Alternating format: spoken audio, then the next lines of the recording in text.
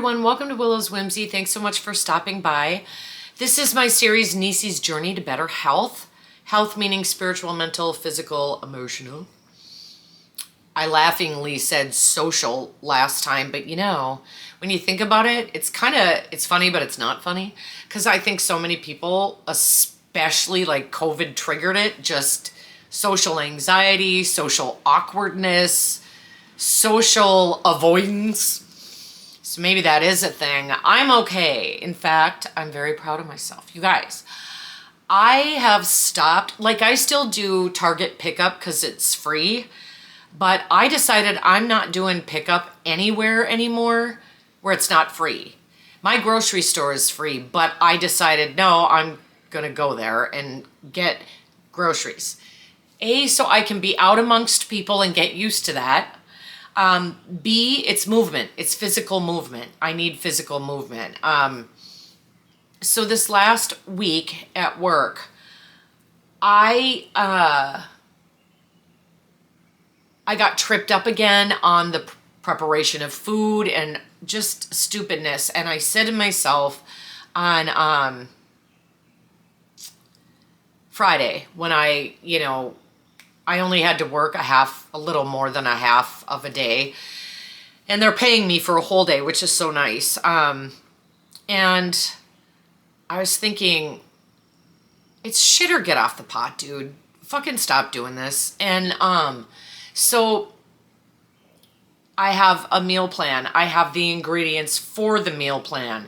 I have a plan of what times I'm going to eat, the kind of exercise I'm going to be doing. Is this micromanagement? Abso-fucking-lutely. I have to in the beginning until things become a habit, okay? And I have a lot of really bad habits. And one of them is giving in and justifying and making excuses. And so I have felt amazing for the last 3 days. Not only have I hit my step goal, I have exceeded it. And I want to say something about steps. Because when people hear that my goal is only 8,000 steps a day, they're like, that's not very much. I know people who go 15,000 steps a day and still gain weight. People have jobs where they're on their feet constantly. That's not the same as intentional exercise. And so what I tell people is it's quality versus quantity. Now, quantity does matter because I could go on a 10-minute walk and get 1,000 steps and say that's enough for the day. That's just stupid. But if I go on a 20-minute walk in the morning and then I'll dance in my house to get aerobic, whatever, get my heart rate up and that for 20 minutes and I'm burning fat and I'm in aerobic, whatever. Those are 2 quality sessions of steps and the rest fall in with my, daily stuff. I will say, I think movement as opposed to no movement is better, obviously. So I get that in too. One of the things I'm trying to figure out, so my work is incredibly busy and I work at a desk, and for the first time ever, except for when I was actively using, and I'll explain that another time, I'm getting lymphedema. I have lipedema, but I'm getting lymphedema, which is swelling. And my ankles and my calves are big enough as it is. I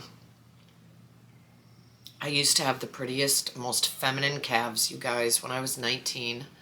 They were so little and my ankles were little and they were just beautiful. I miss those calves, but I digress. I work in a little trailer, so there's not a lot of room to walk around in there either. So I decided I'm going to bring my big old floppy hat, that protects my face from the sun, and bring sunblock. And I take 2 15-minute breaks a day. Normally I go in my car and smoke a cigarette. We're going to talk about cigarettes in a sec. I'm going to go for a walk. It's a huge area of land and it'll get me moving which is good. And I think it's good to get some natural sunlight too, even though I'm wearing sunblock and stuff like that. And then my lunch break, I always leave, regardless of whether I eat or not. I tend to go grab something if I don't do the meal prep at home. I'm really going to try this week to stick to the meal prep and bring my meals.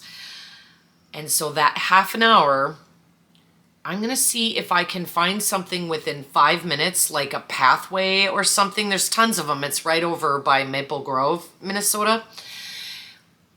So take 5 minutes to get there, do a 15-minute walk, and I don't care how fucking hot it is, just do it.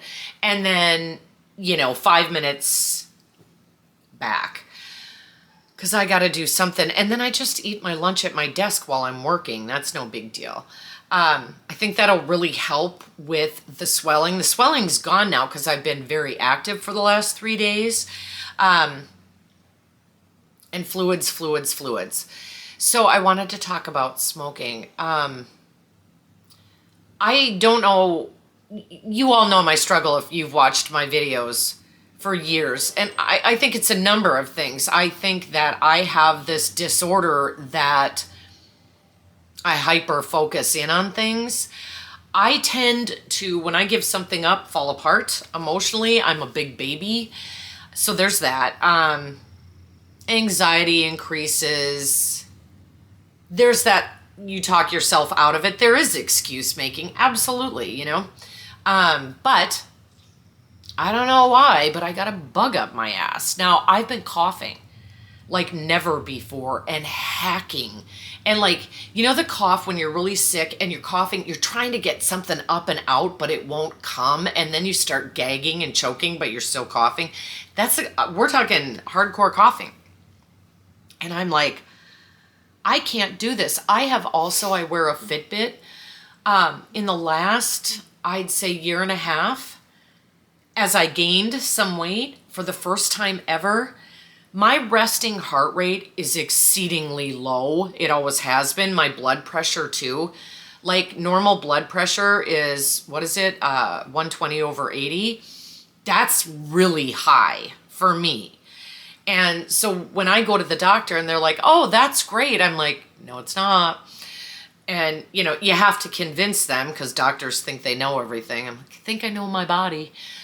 Anyway, I don't know about my blood pressure because I haven't had medical insurance, but I know from my Fitbit that my resting heart rate has gone from about 42 up to 61 some nights. And that's bad.